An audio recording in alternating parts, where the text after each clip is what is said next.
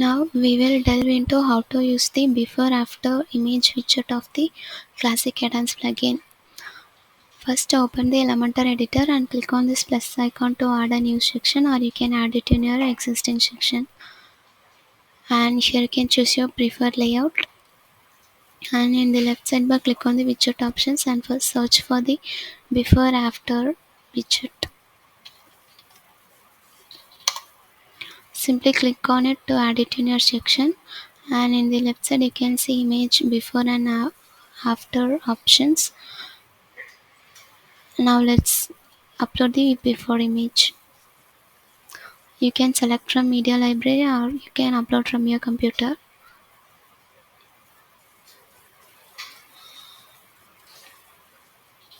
Select the image and click on select button, and now let's upload in the after.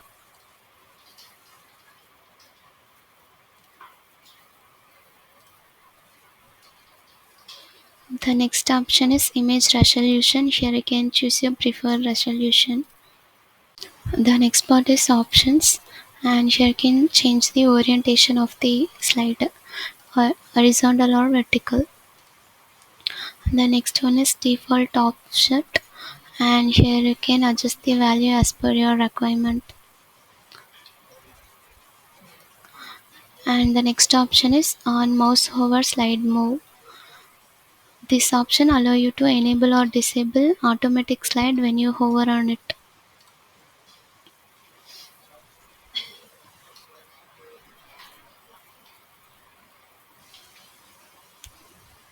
The next option is allow your user to swipe.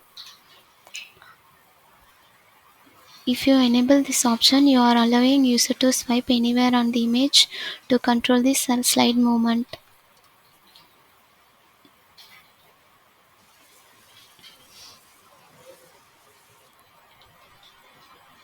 The next option is anywhere move. If you enable this option, you can click or tap anywhere on the image to swipe the slide.